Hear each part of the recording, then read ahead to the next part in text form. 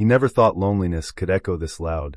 Miles above a forgotten mining world, Evan Holt lived alone, a human engineer with nothing but static voices and empty sunsets to keep him company. So when he finally gave in and ordered a mail-order bride from a frontier colony service, he expected a quiet partner, someone to talk to, maybe to share meals with, nothing more. But when the transport ship descended through the crimson clouds, the woman who stepped off wasn't what he expected at all. She was massive, nearly twice his height, her skin the color of deep violet metal, her eyes burning softly like twin stars. Every step she took made the landing pad tremble, and when she spoke, her voice resonated in his chest like thunder wrapped in silk. She didn't bring flowers. She brought weapons. She didn't smile like someone looking for love. She watched him like a soldier who'd just found an assignment. And when she whispered his name, a name no one on this planet should have known, Evan realized this wasn't a matchmaking mistake. This was a mission, and he was the reason she'd come. The cargo shuttle came down in a roar of heat and red dust. Evan Holt shielded his eyes with one hand as the blast from the engine scattered sand across the landing pad. He hadn't seen a human face in almost 3 years, not since the mining company automated everything and left him behind to monitor the site. The silence of the moonscape had become his only companion. Until today, he'd told himself he wasn't desperate when he filled out the Interstellar Companionship Program form. Just curious. Lonely, maybe. The kind of lonely that makes you start talking to empty coffee mugs. Probably a mistake, he muttered to himself, adjusting his oil-stained jacket. The shuttle hissed as the landing bay opened. A ramp unfolded, steam rising from the seams, and Evan's heart started racing. He expected someone small, quiet, maybe awkward, someone as lost as he was. Instead, he saw a silhouette that made his breath stop. The figure that emerged was huge. 7 feet tall at least, maybe more, broad shoulders framed by sleek black armor that shimmered under the twin suns. The air seemed to bend around her presence. Her skin caught the light, a deep, metallic violet with faint bioluminescent veins tracing down her arms. 2 silver eyes met his, glowing faintly from beneath a hood. And just like that, the quiet, dusty world of Evan Holt tilted on its axis. He swallowed. Hi! The woman paused halfway down the ramp, scanning the area like a soldier assessing a battlefield. Then her gaze landed on him, sharp and deliberate. You're Evan Holt? Her voice wasn't just deep, it resonated. It felt like thunder wrapped in silk, like someone speaking directly through his chest. He blinked, trying not to look as dumbstruck as he felt. Yeah, that's me. You must be. Kayla. The name rolled out like a command. Evan smiled nervously. Kayla. Right. You're, taller than I expected. For a second, she didn't answer. Then barely, a smirk tugged at one corner of her mouth. Most humans say that. Her accent was crisp but strange, every word perfectly measured, like she was translating thoughts into sounds. Evan gestured awkwardly toward the outpost. It's not much, but it's home. You probably want to get out of the sun. Kayla followed, her heavy boots leaving deep impressions in the red sand. As she walked, the metal plates on her armor shifted and retracted until they folded seamlessly into her suit, technology far beyond anything Evan had seen. Inside the habitat, the air was cool, recycled, and smelled faintly of ozone and machine oil. Evan moved quickly, brushing aside old tools and data pads. Sorry about the mess. I wasn't expecting company. Kayla's silver eyes flicked around the small space, taking in everything. The maintenance droid in the corner, the half-finished drone on the table, the fading photo of Earth taped above his workstation. You live alone here, she said, not as a question, but as a statement. Yeah, he replied, scratching the back of his neck. Just me and the machines. Keeps me busy. Kayla tilted her head slightly. Humans deteriorate when isolated for long periods. You must be resilient. He chuckled dryly. That's a nice way of saying crazy. Her lips twitched again, not quite a smile but close. Perhaps. For a while, silence filled the space between them. Evan could feel the hum of her presence, the faint vibration of energy radiating from her body. She wasn't like the other companion matches he'd read about. Too composed. Too watchful. Finally, he asked, So Kayla, where are you from? I mean, before all this. She hesitated. Far beyond your mapped sectors. My world no longer exists. He blinked. Gone. Destroyed, she said simply. By the ones who made me. Evan frowned. You mean your people? No, her tone was cold now. The ones who created my people. He wanted to ask more, but the look in her eyes stopped him. There was pain there, buried deep, but real. So instead, he tried to lighten the air. Well, you'll find this place isn't paradise, but it's peaceful. The nights are beautiful, and the replicator still makes half-decent coffee. Coffee, she repeated, as if testing the word. Yeah, you like it. It's bitter, warm, and keeps you from going insane. I see why humans drink it, she said dryly. Evan laughed, and for a brief moment, Kayla's expression softened, almost curious. Then the ground shook. A deep, distant rumble rolled through the outpost. Tools rattled. The lights flickered. Evan froze. What the hell? Kayla was already moving. In one fluid motion, she pressed her palm to her forearm, and the armor reassembled across her body like liquid metal. Her stance shifted instantly, soldier-like, ready. Get down, she ordered. A second later, an explosion ripped through the southern ridge. The shockwave shattered a sensor panel, scattering shards across the room. Evan ducked. What was that? Kayla's eyes flared silver. We're not alone. She stepped outside, scanning the horizon. Through the swirling dust, dark shapes were descending, ships, small and fast, kicking up clouds of debris. Evan's heart pounded. Pirates! Kayla didn't answer. She raised one hand, and a blue pulse flared across her palm, a shield forming out of thin air. Inside. Now. He hesitated. Kayla, what's going on? Her gaze cut to him, sharp and urgent. They found me. Found you? Who? The ones who made me, she said, voice low. And they're not here for conversation. Before Evan could react, the first ship landed barely 100 meters away. The hatch opened, revealing tall, angular figures in dark exo-armor. Their voices hissed over comms, harsh, metallic, and focused. Kayla took a deep breath, her armor glowing faintly along the seams. Stay behind me. Kayla, wait. She stepped forward. The air shimmered. Energy surged. A bolt of plasma screamed toward them, and Kayla caught it. The blast hit her hand, dispersing into a halo of blue light that rippled outward. Evan could only stare.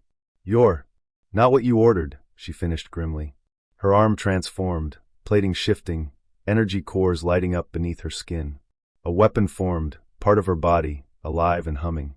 The pirates advanced. Kayla moved faster. Her strikes were light and sound in fury, each motion precise and devastating. Plasma bolts curved around her, deflected mid-air. One by one, the attackers fell, their weapons disabled, their armor fried. When the dust settled, silence returned. Evan stood frozen in the doorway, the orange glow of fire reflecting off his visor. Kayla turned slowly, her armor cooling, faint wisps of smoke rising from her arm. Evan, she said softly. He swallowed hard. You just? I told you, she murmured, silver eyes dimming. They're coming for me, and now they'll come for you too. When the morning light crept through the torn curtains of Jacob's farmhouse, it found him still awake. He'd spent the night staring at the ceiling, the rhythmic hum of the heating unit mixing with the soft, alien breathing from the next room. Every time he closed his eyes, he saw her face, that impossible mix of human familiarity and otherworldly grace. Clara, the alien woman from the stars who'd stepped off the transport ship like some living statue of marble and steel. Twice his height, stronger than any human alive, and yet she'd looked at him last night not with pity, but with something else. Something softer. Jacob groaned, pushing himself up. His missing arm, or rather, the memory of it, ached faintly as he reached for the mug on his nightstand. He'd lost it in the mining collapse 2 years ago, back when he still believed Earth held a future for men like him. Now Earth was dying. The corporations had bled it dry, and farmers like Jacob were left behind to rot in dust storms and debts. He hadn't ordered a bride because he was romantic. He'd done it because he was lonely, because the silence of this dying world had become too heavy to bear. And now the agency had sent her. Clara. He found her outside, already working. Jacob froze on the porch. The alien was bent over the broken fence line, hauling an entire post from the ground like it weighed nothing. The morning light shimmered on her dark green skin, not reptilian, but smooth, patterned faintly like polished stone. Her silver eyes flicked toward him, catching him mid-stare. You rise late, she said. Her voice was calm, deep, and resonant, the kind that made you feel it in your chest more than your ears. Jacob scratched his neck. Didn't know you started before dawn. I do not require as much rest, Clara replied. Your planetary cycle is longer than mine. She set the post aside, looking around the field. This place, it feels neglected. Jacob gave a short laugh. That's one way to put it. Fire last year took most of the crop. Insurance didn't pay. Never rebuilt. She turned her gaze toward the horizon, rows of blackened soil and collapsed fencing, like the bones of a fallen giant. Yet you stayed. Didn't have anywhere else to go. There was silence then. The kind of silence that wasn't uncomfortable but honest. Finally, Clara knelt beside one of the fence posts and began setting it straight. Jacob frowned. You don't have to do that. I chose to, she said simply. You and I are bound now by agreement. If we are to share a home, it should stand. Her words were plain, but they hit deeper than she probably intended. Bound by agreement.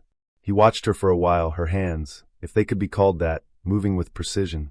For long fingers, jointed like a human's, yet each movement was deliberate, graceful. It was strange, he thought. For all her size and strength, she wasn't clumsy. She moved like a dancer who understood every inch of her body. Jacob cleared his throat. You ever done farm work before? I tended nutrient gardens on Thau Run, she replied without looking up. Our soil is alive. We must feed it with care, or it dies. Sounds familiar, Jacob muttered. By mid-afternoon, they'd replaced half the fence line. Jacob was sweating, his one arm trembling from the effort, while Clara didn't even look winded.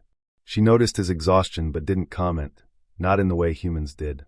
Instead, she simply adjusted her pace, slowing slightly so he wouldn't feel useless.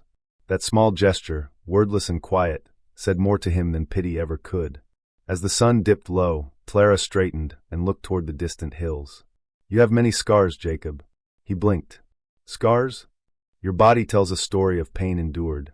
On my world, we honor such marks. Jacob gave a faint smile. Here, they just remind people you're broken. Clara tilted her head. Broken? You stand. You work. You survive. That is strength. He looked at her then, really looked, and for the first time since she'd arrived, he felt something shift inside him. Maybe this wasn't just some interspecies business transaction. Maybe she wasn't here to fill an empty house. Maybe she was the one who might fill the silence he'd been drowning in. That night, over dinner, Clara examined the small kitchen with curiosity. Your machines are primitive, she observed. Jacob chuckled.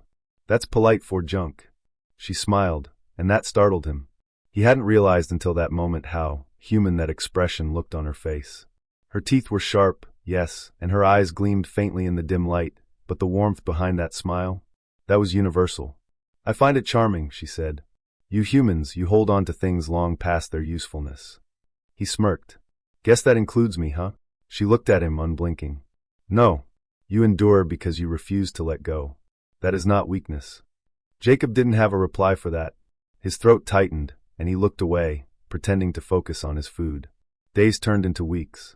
They worked side by side, rebuilding what the fire had taken. Jacob taught her how to repair irrigation lines, how to read the soil's dryness by touch. In turn, Clara introduced strange crystalline seeds that shimmered faintly when buried, alien crops that thrived even in the damaged earth. Slowly, impossibly, the farm began to live again. But so did something else. One evening, Jacob stood by the porch, watching the twin moons rise. Clara joined him, her silhouette massive against the starlit sky. Your world is quiet, she murmured. Yeah, he said softly. Too quiet sometimes. She turned to him. Do you regret requesting me? Jacob blinked, caught off guard. Regret? No. Just didn't expect you. In what way? He hesitated, then grinned faintly. Didn't expect someone who could lift my tractor with one hand. Her laughter was like music, deep and layered, almost like two voices at once. You are smaller than I imagined, she said teasingly. He laughed too, shaking his head. Guess we're both surprises, huh? Yes, she said quietly. Surprises. There was a long pause. The kind that hummed with something unsaid, something electric. And for a fleeting moment, under the alien stars, Jacob realized how strange it felt to not feel alone. Later that night, as Jacob was closing up the barn, he caught sight of something. Clara was kneeling beside the shimmering plants, her hands glowing faintly as she whispered in her own language. The light spread across the soil like veins of fire, pulsing softly. He watched, mesmerized. The seeds responded, growing faster, brighter. When she stood and turned, she saw him. You were not meant to see that, she said softly. What was that? She hesitated. A gift from my people. A way to restore dying lands. But it is forbidden to share it outside our kind. Jacob frowned. Then why use it here? Her eyes glowed faintly. Because your land is dying. And so are you, Jacob. I will not watch either fade away. For a moment, neither spoke. Then Jacob took a step closer. You saved my farm. Not yet, she said. But I will. Their eyes met, human and alien, and something wordless passed between them. Not love, not yet, but the beginning of something just as rare, trust. And as the alien plants glowed softly in the dark, breathing life back into the blackened soil, Jacob realized something else. Maybe the agency hadn't sent him a wife. Maybe they'd sent him a miracle. The storm rolled in without warning, thick clouds boiling over the horizon, thunder rattling the windows of Jacob's farmhouse. He was halfway through sealing the barn doors when he saw it again, that faint shimmer across the fields, like the ground itself was breathing. The alien crops, Plera's mysterious gift, glowed softly even under the darkening sky, their light flickering like veins of molten gold in the soil. Jacob stood there, one arm braced against the doorway, the other ghosted by pain that wasn't there anymore. The memory of his lost limb ached in the cold, but the ache was different tonight. Not grief. Not loss. Something sharper. Fear. Whatever Clara had done, it wasn't normal. He turned as she approached from the house, cloak whipping in the wind, eyes shining with that same unearthly light. Get inside, she called out over the storm. Now. Jacob frowned. What's happening out there? Not now. The way she said it, urgent, commanding, made him obey without another word. They barely got the doors shut before the first gust hit. The wind screamed, rattling the roof like it wanted in. Inside, the power flickered once. Twice. Then the lights went out completely. Jacob's breath caught. Power grids fried again, he muttered. Third time this month. But Clara didn't answer. She was standing by the window, watching the field. Lightning flashed, and for a split second, Jacob saw what she saw. Shapes. Moving under the soil. When the storm finally passed, the world outside smelled of wet ash and ozone. The air was heavy, the kind that clung to your skin like memory. Clara was already out the door before Jacob could stop her. He followed, flashlight in hand, boots sinking into the mud. The fields were alive with faint golden veins that pulsed beneath the surface like buried fireflies. He knelt, brushing away the wet earth, and froze. The plants had grown. Not just sprouted, grown. Overnight, the entire acre was covered in luminous stalks almost as tall as he was, their roots twisting into the blackened soil like veins restoring blood to a corpse. Jacob swallowed hard. What the hell did you plant, Clara? She didn't look at him. Her gaze was fixed far beyond the field, on the dark woods that bordered the horizon. They have come, she said quietly. Who? My kin. Jacob blinked. Your people? You mean they're here? Clara finally turned toward him, her expression unreadable. They have been watching since the day I arrived. What I have done here is forbidden among my kind. They will come to erase it. Jacob's flashlight trembled slightly in his hand. Erase it? You mean the crops? And everything connected to them. He stared at her, disbelief cutting through his fear. That includes me. Her silence was answer enough. For the next few days, tension hung over the farm like a storm that never quite broke. Jacob worked the fields by day, checking fences, testing soil moisture, pretending life was normal. But every time he glanced up, he'd see her standing at the edge of the field, watching the sky. At night, she didn't sleep. He'd catch glimpses of her pacing near the barn, or murmuring in her strange language to the glowing crops. The light in her eyes would flare and fade like twin moons under her skin. He wanted to ask her what was coming. He wanted to believe it was something they could stop. But deep down he knew, whatever power she'd called to heal his land wasn't meant for Earth. And yet, the strangest thing was happening. The soil, once dead and lifeless, was alive again. Crops were sprouting in neat rows, the grass thickening, the air filled with the faint hum of renewal. It was like the farm was breathing again. For the first time in years, Jacob dared to hope. One evening, as the sun bled red across the fields, Jacob found Clara sitting by the fence line, her hands buried in the soil. He approached quietly. You've been out here all day. I listened to the ground, she said. It speaks of change. Jacob sat beside her, the earth warm beneath his hand. You said your people wouldn't approve of what you did. Why risk it? Clara turned her head slightly. The dying light painted her face in amber and gold. Because I saw your world and could not turn away. Because I saw you. Jacob's heart thudded. Me? She nodded. When I read your profile, I saw a man who had lost everything and still chose to stay. On my world, strength is measured in scars. You wear yours with grace. Jacob tried to laugh, but his throat caught. Grace? I lost my arm in a cave-in. My life went down with it. Clara looked at him then, really looked, and the silence stretched until it almost hurt. And yet you live. You rebuild. That is why I came. Their eyes met, and something shifted between them. Not romance, not yet, but something that glowed like those alien seeds, quiet, powerful, growing. The next morning, they found the first ship. It wasn't like anything Jacob had ever seen. Sleek, black, and silent, hovering above the far field like a dark reflection of the sky. Clara went still, her pupils narrowing. They have arrived sooner than I expected. Jacob's voice was tight. What do they want? To take me back, she said, and to destroy what I have made. He looked at her, the alien who'd rebuilt his life from ashes, and something inside him hardened. Not while I'm standing here. She gave him a look that was almost pained. You cannot fight them, Jacob. They are not like your kind. He set his jaw. Doesn't mean I won't try. By nightfall, the air was thick with the hum of alien engines. The crops glowed brighter than ever, their roots pulsing with energy. Clara stood at the field's edge, her hands raised, eyes blazing. Stay inside, she commanded. Jacob didn't move. No. She turned sharply. Jacob. I said no. You saved my land. You gave me back something I thought was gone forever. I'm not letting them take you, or this, away. For a moment, something like sorrow flickered across her face. Then slowly she lowered her hands. Then we stand together. The first of the alien figures emerged from the light, tall, silver-skinned beings wrapped in flowing armor that shimmered like liquid glass. Their leader stepped forward, voice echoing across the field. Clara of House Vreen, you have violated the covenant. You have shared the seed of Thal Ruin with an inferior species. Jacob stepped up beside her. Inferior, huh? Funny, looks like our dirt's doing better than yours. The alien's gaze swept to him, cold, calculating. Human, you do not understand what she has done. The seed feeds on the life of worlds. It will restore your soil for a time, but then it will consume it. And you. Jacob's stomach twisted. He looked at Clara. Is that true? Her silence told him everything. You didn't tell me, he whispered. I wanted to fix what you'd lost, she said, voice breaking. I didn't know it would spread this fast. The alien leader raised his hand, energy crackling.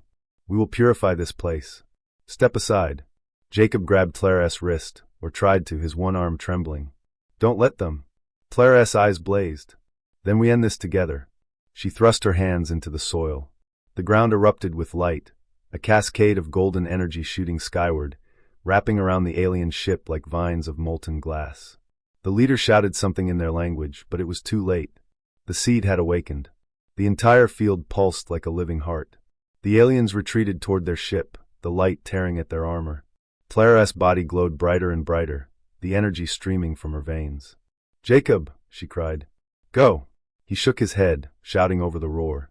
Not without you. If I stay, I can stop it. Contain it. But you must live. He took a step forward, his voice raw. There has to be another way. There isn't, she said, and for the first time he saw fear in her eyes. Then she smiled. Softly. Sadly. You taught me what it means to fight for something worth saving. And before he could move, the light engulfed her. The world went white. When Jacob woke, the field was silent again. The crops were gone. The ships were gone. The sky was clear, painted with the soft pink of dawn. He pushed himself up, heart pounding. The soil, once dead then glowing, was now just alive. Green. Healthy. Breathing. And there, in the center of the field, lay a single shimmering seed. Jacob knelt, picking it up gently in his hand. It pulsed once, faintly, and then dimmed. He closed his eyes, whispering her name. Clara. The wind carried the smell of fresh rain and earth, clean, alive, and impossibly new. For the first time in years, Jacob's land wasn't just surviving. It was thriving. But every blade of grass, every green shimmer in the soil, reminded him of her. Clara was gone. The storm of light that had consumed her left no wreckage, no crater, no sign of death, only this impossible rebirth. A miracle, bought with her life. Jacob sat by the edge of the field, his hand wrapped around the small, faintly glowing seed she'd left behind. It pulsed weakly in his palm, once every few seconds, like a heartbeat too tired to stop. He didn't understand it, and he wasn't sure he wanted to. All he knew was that he couldn't bury it, couldn't let it go. Not yet. Guess you weren't lying about changing the world, he murmured, thumb brushing over its smooth surface. You sure as hell changed mine. Weeks passed. The aliens never came back. No new ships darkened the sky. The glow in the soil faded to a soft, natural green, as if the land itself had chosen to forget. But Jacob couldn't forget. Every morning, he walked the fields like a ghost haunting his own life. He rebuilt the fence, repaired the barn, repainted the farmhouse. He worked, because that's what men like him did. They worked to fill the silence. But the nights were the hardest. That's when he'd feel her presence. Not see, not hear, just feel it. A hum in the soil, a whisper in the wind that brushed against the window pane. Sometimes he'd swear he heard her voice, soft and distant, speaking in that alien tongue that once soothed him to sleep. He never answered. He didn't dare. It was on one of those nights, the 41st since she vanished, that it happened. Jacob was half asleep at the table, the seed resting beside an old oil lamp. The light flickered. The air grew thick. Then the seed pulsed, stronger than ever before. He blinked, leaning closer. What the? The pulse came again. Then another. Faster, brighter, until the whole kitchen bathed in golden light. Jacob stumbled back, shielding his eyes. The seed split open. Not with an explosion, but with a sound like a sigh, gentle, almost human. From its center rose a thin beam of light, and within it a shape. Small. Fragile. Holographic. Clara. She was translucent, her features made of shimmering light and shadow. Her eyes, those deep, starlit eyes, looked right at him. Jacob. His knees nearly buckled. Clara? Her voice was faint, layered with static, like a recording coming from another world. If you see this, then I am gone. He stared, heart pounding. No, you're not gone. You're right here. Her hologram flickered, almost smiling. Listen to me. The seed you hold, it carries a part of me. My memory. My essence. But it is fading. What I did, it broke the covenant. My people will come again, not to erase this land, but to reclaim what remains of me. Jacob's jaw tightened. They're not taking anything. Not again. Her light dimmed for a moment. You cannot stop them alone. The seed must be taken to safety. There is a place, deep beneath the soil, where my energy will merge with the planet. If it reaches that point, the world will heal forever. If they find it first. Her image flickered violently. The sound distorted. Clara, he shouted. Then all you've rebuilt will burn. And just like that, the light vanished. The seed lay dark and cold on the table. The next morning, the sky was wrong. At first, Jacob thought it was a storm, thick clouds rolling in faster than nature could move them. But as the shadow passed over the fields, he knew better. It was a ship, bigger than any before. Silent, black, and sleek, its surface shimmered with alien runes that burned faintly blue against the dawn. Jacob ran. He grabbed his coat, stuffed the seed into an old metal lunchbox, and sprinted toward the back pasture, the one that led into the ravine. His heart hammered with every step. They weren't going to take her again. Not this time. Behind him, the ship landed with a sound like tearing thunder. The air vibrated. Birds fled in waves. Jacob Holt of Earth. The voice wasn't shouted. It simply arrived in his head, cold and precise. You are in possession of stolen property. Hand over the seed of Thaurun. He didn't answer. He just kept running. He reached the edge of the ravine just as the first beam of blue energy struck the ground beside him, carving a trench through the soil. The blast knocked him off his feet, dirt and smoke filling the air. Jacob coughed, shielding the lunchbox with his body. You're gonna have to do better than that, he yelled, though his voice cracked halfway through. A figure appeared above the ridge, tall, silver-skinned, eyes glowing white. Not the same ones from before, newer, sharper, colder. You defy the will of the Vreen? The alien asked. Jacob struggled to his feet. I'm defying anyone who tries to take her from me. You misunderstand, human. That object is not her. It is her corruption. It will consume your world if left unchecked. Jacob gritted his teeth. She saved this planet. Saved me. You're not touching it. He turned and leapt down the ravine slope, sliding through mud and rock. The seed inside the box pulsed once, faintly, like it could sense his fear. He reached the bottom, lungs burning, and stopped dead. The air was glowing. There, in the center of the ravine, was a cave, one that hadn't been there before. The walls shimmered with faint golden veins, pulsing in rhythm with the seed in his hand. Jacob stepped closer, awed and terrified all at once. Clara, he whispered. He felt it then, her presence, soft but unmistakable. A whisper in his mind. Here. He took a shaky breath and stepped inside. The deeper he went, the stronger the light grew. The walls pulsed with a heartbeat that wasn't his. The ground hummed beneath his boots. It felt alive, like the world itself was breathing. At the center of the cavern, the light coalesced into a single pedestal, carved from living stone. Jacob approached it slowly, his reflection flickering across the surface.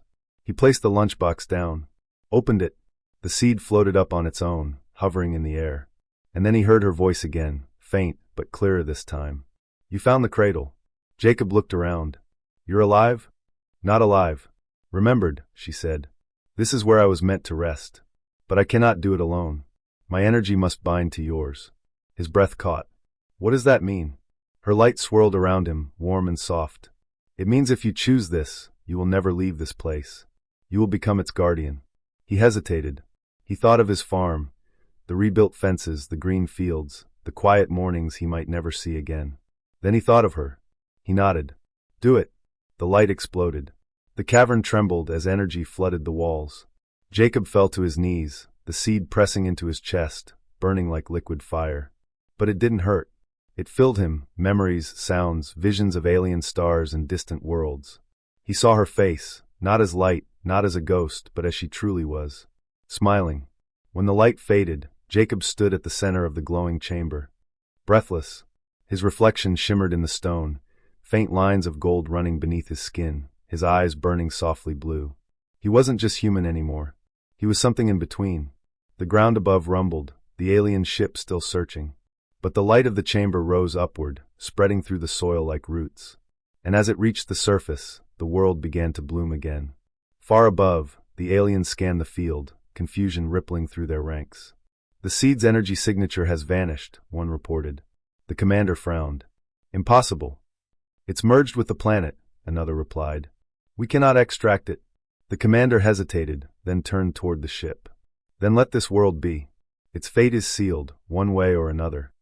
The ship lifted silently into the clouds, leaving the land below untouched. Days later, the farmhouse stood quiet again.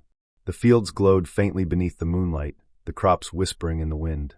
And if anyone walked far enough into the ravine at night, they might hear it, the faint hum of life, the soft voice of a man and a woman intertwined in the earth. "The world breathes because of you. Because of us." The soil pulsed once. Twice. Alive. Forever. The winds rolled across the plains like the breath of an angry god. The sky above the small Terran homestead had turned the color of bruised metal, lightning forking across the horizon. Daniel stood at the porch, his single arm gripping the railing, eyes fixed on the storm. Inside, Vera was pacing, her massive frame moving with an anxious grace that didn't match her usual calm. Her silver skin glimmered every time lightning flashed through the window, and her long, bioluminescent hair rippled like water when she turned. She had been different all day. Distant. Watching him with eyes that carried something between fear and regret. "You've been quiet," Daniel finally said, his voice almost lost to the howling wind. Vera froze, then walked to him. Even standing beside him, she had to stoop slightly to meet his gaze. "Because there's something you should know," she said softly. "And I don't know how you'll see me after I tell you." Daniel turned to her. "You've already seen me at my worst. I don't scare easy anymore." Vera gave a bitter smile. "This isn't about fear. It's about who I am." Before he could speak again, thunder split the sky. The storm broke open, heavy rain drumming against the tin roof like bullets. Vera's voice was almost drowned by it as she continued. "My people were not wanderers. We're watchers," she said. "We were sent to this region of human space centuries ago. Not for war, not for trade, but to observe your kind. To see what you'd become." Daniel blinked. "You mean you're some kind of spy?" Vera shook her head quickly. "No, not anymore. I was born long after the observation began. But the mission never stopped. The reason I was able to afford the marriage program, the reason I was placed with you, it wasn't random, Daniel. It was arranged." The words hit him like a physical blow. "Arranged? By who?" "The Directorate of Selene," she said, voice trembling. "They've been watching Earth colonies for decades. They selected you because you live far enough from the cities, because you're resilient. You were supposed to be an experiment in adaptation, to see how humans and my kind could coexist, if it was possible at all." For a moment, all Daniel could do was stare. The rain poured harder, hammering the roof like a drumbeat. "So you didn't choose me," he said finally. Vera's eyes widened. "No, Daniel, listen to me. I did. At first, yes, it was an assignment. But that changed. I've stayed long past my orders. I've broken every directive I was given. Because somewhere between repairing your farm, laughing with you, sharing your fire, I stopped seeing you as an experiment. Her voice cracked. I saw you as mine. Daniel's chest felt tight. Anger, pain, and disbelief tangled inside him like barbed wire. He turned away, looking out into the storm again. So this whole time, every touch, every word, all while you knew. I didn't know how to tell you, she whispered. Lightning flashed, and Daniel saw her reflection in the glass. Her shoulders slumped, her eyes wet. For a creature twice his size, she looked heartbreakingly small. He exhaled slowly. You should have told me the truth, Vera. I might have still believed in you. Her eyes glimmered. You still can. But there's more you need to understand. Suddenly, a low hum rose in the distance, a deep, pulsing sound that didn't belong to the storm. Vera's head snapped up. Her pupils dilated. No, she breathed. They're early. Daniel frowned. Who's early? The directorate. They've come for me. Outside, through the sheets of rain, lights appeared in the sky, not lightning, but steady, cold blue beams cutting through the darkness. 3 ships, smooth and silent, descended through the storm clouds. Daniel's instincts screamed danger. He grabbed his old plasma rifle with his good arm. They're not taking you. Vera turned sharply. Daniel, you don't understand. They're not here to take me. They're here to erase everything. The program. The data. Us.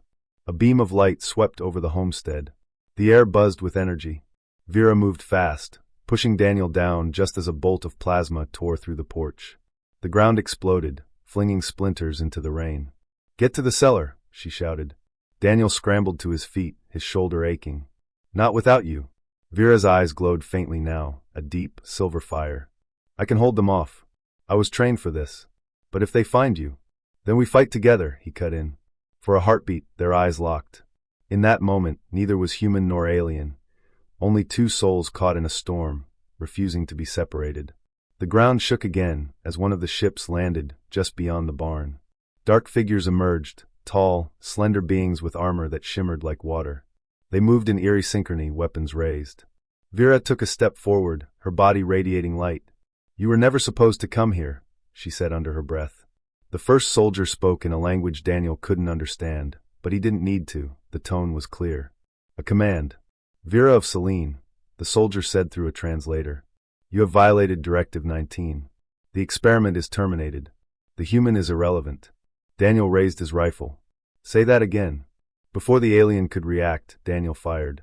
The plasma bolt tore through the rain, hitting the ground inches from the soldier's feet. The message was clear. He wasn't backing down. Vera turned toward him, stunned. Daniel, you wanted to see if humans could coexist with your kind, he shouted. Well, now you'll see if we can fight beside them. A blinding light erupted as the aliens opened fire. Vera moved with impossible speed, deflecting beams with her energy field. Daniel ducked behind the porch rail, returning shots when he could. The air sizzled with heat. Between blasts, Vera reached out, her hand brushing Daniel's arm. If we don't make it, know that I would have chosen you. Every time. He looked up at her, mud and rain streaking his face. Then let's make sure we both make it. The largest ship began to glow, preparing a final strike. Vera's gaze lifted. Her expression hardened. I can stop it, she said. But I'll need to tap the core energy. Once I do, I might not be able to come back. Daniel shook his head. You're not doing that. Her voice softened. There's no other way. Lightning illuminated the field, her towering silhouette outlined in white fire. You once told me, she said, that the hardest thing about being human was knowing what to give up to keep what matters. He remembered. He'd said it when the drought had taken half his crop. Now it felt like she was throwing those words back at him, only with her life on the line. Before he could reach her, Vera launched into the air. A pillar of light surrounded her, and the storm roared to life around her form. The ships began to spark, their systems shorting under the surge of energy. Daniel screamed her name, but his voice was lost in the explosion of light. The sky went white, and then silent. When the rain finally stopped, Daniel stumbled out of the wreckage. The ships were gone. The air smelled of ozone and ash. The fields were flattened, but the homestead still stood. Of Vera, there was no sign. Only a faint shimmer in the mud, a silver pendant, shaped like a tear. He picked it up, clutching it to his chest. The storm had passed, but the silence it left behind was heavier than any thunder. And far above, unseen through the clouds, something moved, a single flare of silver light, falling gently toward the horizon. It wasn't over. It was the beginning of something far bigger than either of them. The sun rose over the plains for the first time in what felt like years. The storm had torn through everything, the crops, the fences, even the old barn, but Daniel's homestead still stood, quiet and defiant against the wreckage. He sat on the porch, his only arm wrapped in a sling from the battle, staring out at the horizon. The air still smelled faintly of ozone and smoke. On the railing beside him lay the silver pendant he had found in the mud, Vera's pendant. He'd cleaned it, though the faint pulse of light within it hadn't faded. 3 months had passed since the night the ships came. 3 long months without her. He'd buried himself in rebuilding, piece by piece. The fence was repaired. The barn was standing again, crooked but proud. He'd even managed to replant the southern field. But when he came home each evening, the silence in the house was unbearable. The nights were worse. Sometimes he swore he could still hear her humming, that low melodic sound she used to make while fixing the generator or tending the garden. Other times, he thought he saw her shadow move past the window, silver and soft. He told himself it was memory, but deep down, Daniel didn't believe she was gone. Not completely. One evening, as the wind began to settle into its quiet nighttime rhythm, Daniel sat at the kitchen table, the pendant in front of him. He'd taken it apart dozens of times, searching for meaning, a transmitter, a message, anything. Tonight, something changed. The faint light within it flickered, then pulsed. Once, twice, and then a voice, faint and distorted, but unmistakably hers. Daniel, if you're hearing this, it means I succeeded. His heart stopped. Vera's voice continued, soft and distant, like it was carried on a breeze across galaxies. The Directorate's ships are gone. I broke the array. They can't erase what we've built here. But I couldn't stay. The energy that destroyed them pulled me back to Selene space. Daniel clenched the edge of the table, eyes burning. I don't know if I'll make it back, her voice said. The cost was high. But if I can find a way, if they'll let me return, I will. Because what we had wasn't an experiment. It was the proof they were too afraid to see. The pendant dimmed for a moment, then flared bright again. Don't give up on me. And the message ended. Daniel sat in silence, his chest tight, breath shaking. He had no way to respond, no way to know where she was, but for the first time since the storm, the emptiness felt lighter. She was alive. Somewhere. Days turned into weeks again. The farm began to thrive once more. Daniel learned to do everything one-handed, adapting as if he'd been born that way. He was tougher now, tempered by loss, by love, by fire. But every night, before he turned in, he'd set the pendant on the windowsill, where the moonlight could touch it. And every night, he whispered the same words, "Come home." 6 months later, it happened. He was out in the fields when the air shifted. The birds went silent. The wind stopped. Then, from the edge of the horizon, a column of light rose, pure silver, shimmering against the dawn sky. Daniel's heart pounded. The light grew brighter, closer, until the ground itself began to hum. He dropped his tools and ran. By the time he reached the ridge overlooking the fields, the air was glowing. The light rippled, twisting into a familiar shape, tall, elegant, radiant. Vera. She stumbled as she landed, the grass bending under her weight. Her armor was cracked, her once glowing skin dimmed with exhaustion. But it was her. Daniel didn't think. He just ran to her. She turned, her eyes wide, her breath catching when she saw him. Daniel. He threw his arm around her waist, pulling her close, holding on as if the world would vanish if he let go. You came back, he whispered. Her voice trembled. I told you I would. He pulled back just enough to look up at her. How? I thought. The Directorate fell, she said quietly. When I broke the array, their authority collapsed. Others saw what I did, saw what we were. And for the first time, the Selene people began to question what they'd been told about humans. Her lips curved into a faint smile. I wasn't the only one who believed anymore. Daniel shook his head, still in disbelief. You risked everything. Vera's gaze softened. So did you. When no one believed I was worth saving, you did. You taught me what loyalty means. What love is. They stood there in silence, the wind wrapping around them like a long-forgotten melody. Then her expression changed, something solemn, almost fearful. There's something else, she said. When I came back, I didn't just return to stay. I brought something with me. She knelt, touching the ground. The soil glowed faintly under her palm. What are you doing? Daniel asked, stepping closer. Vera looked up. Selene soil synthesis. It heals what's broken. It restores what's been burned. I used it once before on your fields. Within seconds, the earth around her began to shimmer, the grass regaining color, the withered patches of dirt blooming green again. Daniel stared, speechless. She smiled faintly. You gave me a home. It's time I gave something back. As the glow faded, the field stretched before them, lush and alive, more vibrant than he'd ever seen. The scars of the fire and the storm were gone, replaced by golden rows of grain dancing in the wind. Daniel looked back at her. You rebuilt my farm twice now. Vera tilted her head, her eyes glowing faintly. And both times it was to keep you alive. I suppose that makes us even. He laughed, a sound that felt foreign after so many months of silence. No, Vera. Not even close. She smiled, brushing her fingers lightly across his cheek. Her touch was warm, grounding. Then let's call it a start. That night, the stars were clearer than Daniel had ever seen them. The sky above the plains stretched endlessly, a map of glittering possibilities. He sat beside Vera on the porch, his hand resting against hers. The silence between them wasn't empty anymore, it was peaceful. So, he said softly, what happens now? You're free. You could go anywhere. Vera turned to him, her expression thoughtful. For centuries, my people believed watching was enough. But maybe it's time we started living among those we watched. Learning, helping, healing. Her gaze shifted toward the fields. If you'll have me, I'd like to start here. Daniel smiled, his voice barely above a whisper. I wouldn't have it any other way. For a moment, the only sound was the wind moving through the grass. Then, far above them, a single flare streaked across the night sky. Not a meteor, but a silver pulse, drifting gently across the stars. Vera looked up, her eyes reflecting the light. That's a Selene beacon, she murmured. It means others are coming. Daniel raised a brow. Others? Not soldiers, she said quickly, smiling.